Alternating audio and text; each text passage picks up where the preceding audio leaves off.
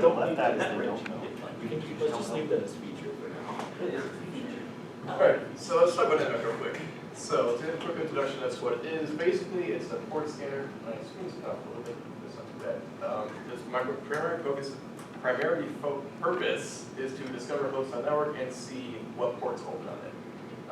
I should say that at this point in time, if you're writing it up on a website, you're doing offensive scanning, and it will trigger alerts on their intrusion detection systems. So I would say don't just go out and start scanning things like Pentagon.gov, because you might end up not the FBI or something like that. And that's a pretty commonly used tool. If you read any sort of like hacking write-up or CTF write-up, you'll probably always start with step one, I did an NMAP scan. There are all alternatives, which I'll talk about later, but NMAP is kind of just the way to get there. So if you want to install NMAP, it's pretty self-explanatory, because if you're on Linux, you just install it using Package Manager. I have to go to Debian, Fedora has, the unset is now, I forget what it's called now, but DNF on Fedora, and Pacman for Arch. If you don't use Linux, you can download and run it on Windows or Mac. Don't ask me how those work. I'm assuming the same way, but I don't know. And if you have any sort of offensive Linux system throw, like a Kali, Parrot, I think Slingshot was one that just came out a week ago, that should come with that should come with the NMAP installed on it. That's cut off. Okay. There you go, I can see the thing. So if you want to just scan the website with NMAP, it's pretty self-explanatory. Just open a terminal, you type NMAP followed by where you're going to scan, either the domain name or IP address. So we're going to demonstrate that real quick.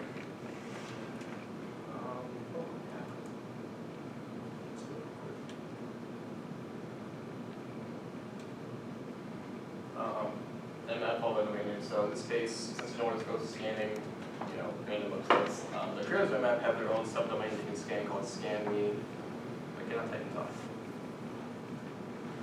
And it starts off, run this thing, and it'll give you this nice list of what ports are open and what services are running on them. So here you can see it's about 15 or 20 or so ports that are open. And the default, without any flags, what it's doing is it's trying to, I think, 1,000 most common ports that will be open. Since there's 65,000 possible ports open, it doesn't want to take the time to scan all of those. It just does 1,000 most common. This can be changed, and it will tell you what service is probably running on there. So, for example, port 80 is probably HTTP. That's what the standard is. But with default flags, that's not necessarily what's going on. If you want to get close. You don't want the standard scanning to do plenty of switches. First one is to choose what port switch to scan. For example, if you did the -P switch followed by 1 through 100, so scan the first 100 ports. This would save you time if you know those are the ports you want to scan. You can also just list a bunch of ports separated by commas. For example, this one can scan ports 22, 80, 443, and 445. Scanning those should allow you telling you what ports are open. You can also give you a kind of general idea if it's Linux or Windows based. And if you have enough time, you can run NMAP-P- now scan every single port. If we do that, this takes a very long time. Last time we did this presentation, that scan did not finish. So we'll see if it does this time. Now also if you want to scan range of IP addresses, you can either just specify the range of IP addresses like that, from 0 to 85, or if you just want to scan a subnet, do this /24 something like that.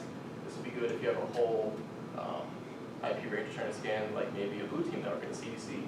If you ran one of these commands on your own network, you would have found the login box. So it's pretty useful if you just find just a nice list of live hosts that you can then target from there if you don't know like the 1 or 2 hosts you're trying to target. Also, there's a few common switches you can run with NMAP. First one is -SN. This one doesn't actually do any of the scans, it just determines if the host is up. I think by default, all this does is basically just pings it and sees if the ping comes back. -O will try to determine the operating system that is being ran. It does it with pretty good accuracy. I think it'll tell you like it's running Linux with 95% confidence or something like that. Also, a good one to use is -SB. What this does is we're going to talk about how when you run it without flags, it tells you what service is probably running. That's just making a guess based on the port number. If you do -SB, it'll actually do some banner grabbing of the running services to see what service is running, and what version of it is running. So from there you could actually deduce what's running, and also based on the version number, I could find some vulnerability associated with that specific instance. -SC is for using the NMAP scripting engine. NMAP scripting engine is a collection of probably about 100 or so default scripts that can check for a variety of things, such as if it's vulnerable to a certain bug, return a blue key, and also some more niche things, like you can scan against a Minecraft server and it'll tell you how many players are on it and what the server name is and a bunch of other stuff. So NMAP scripting engine is kind of a catch-all sort of thing. You can find things associated with that. If you don't want to remember all these individual flags, you just do -A. This will do kind of just all of the above, which is pretty nice. Oops. Okay, so kind of give you an example of what NMAP can do. About a year or so ago, I ran this on my network at home. First thing I did was I just did an NMAP scan. Can you see that? Was a bit more.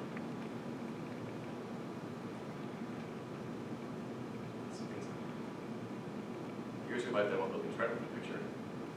So, first thing I did was just an NMAP scan over the local 192.168.10 range to see what hosts were up. I also used the -p file to see what services that were really open. And what I found was surprisingly that not a lot of people just have websites running on their home network. It was mostly just phones and laptops that were running, but I had a few that had 480 open. First one was at .1.1. That was the router, so I had the router login page. And the other one was, there's one more, it was, oh, there were two more. At .0.7, this turned out to just be another router. And then the one that kind of interested me was .0.12. So I went to, all my browsers went to 192.168.0.12, so it was. And it was a TiVo, which is interesting because my house did not have cable. So I had no idea why there was a TiVo there. I showed this to my landlord / roommate, and he was just as surprised as me. So I decided I was going to poke at this TiVo for a little bit more.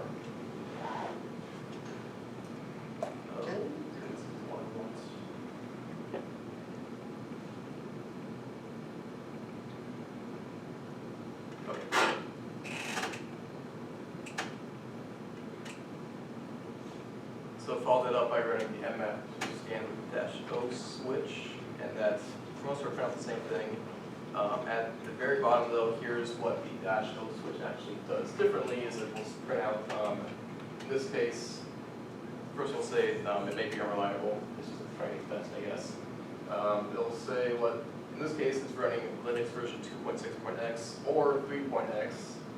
And it should say, this time it didn't run, it'll say like, it's running 2.6, it's 95% chance of that, 4% chance of 3.13, something like that.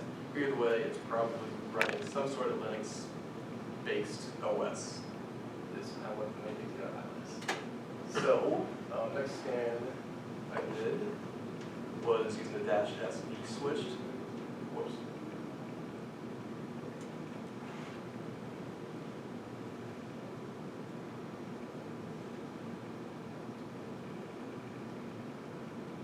So you can here ran an NMAP-SB to see what services were running and what versions they were. For the most part, it's three things of three proprietary, I guess, TiVo things that running, which I didn't want to really look at. So the one that interested me was this one that was running on port 9080. It says it's running HTTP, running Mongoose HTTPD. So I'm too familiar with what Mongoose is, but I decided to just pull my browser and check out what it was. And I got to this page,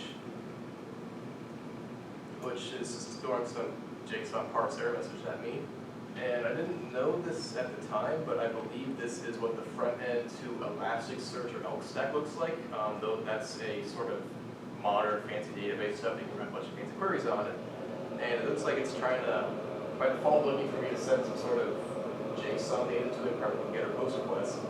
At the time when I initially did this was kind of where I left off. I thought, oh, that's cool. That's probably not something that they want me to know about. But if I did this now, then I could probably learn about what kind of vulnerabilities Elkstack has. Could I have possibly just grabbed the data off from here, or anything like that? But So if I wanted to actually hack the Devo using one of those ports, this might be the connector to go for. So that's kind of show you what kind of things you can do with NMAP to get an initial understanding of what the host you're targeting is doing. So they're all alternatives to NMAP. For the most part, they're based on NMAP and just kind of do different stuff. The main one I recommend is a tool called Sparta. This is basically just NMAP with a GUI. I think I have it still. Yes. I don't know too much about it if it wants to actually open, but it takes a second, I guess.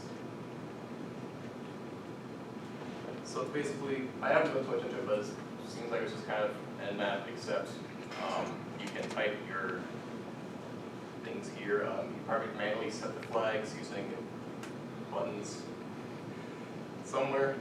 So if you don't really, if you aren't comfortable using the command line quite yet, you can just use Sparta and see how this works to try to do fancy stuff with things and tell you how to do it. So let's have that one. Another alternative is NMAP, which I'm not too familiar with either, but it's pretty much the same thing as Sparta. It's GUI based.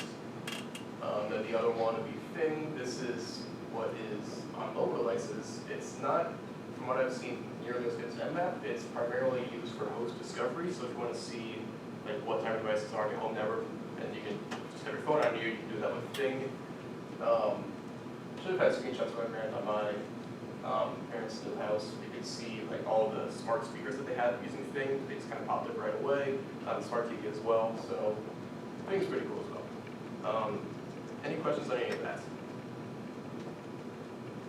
No? All right, I think that's all I got then, so thank you.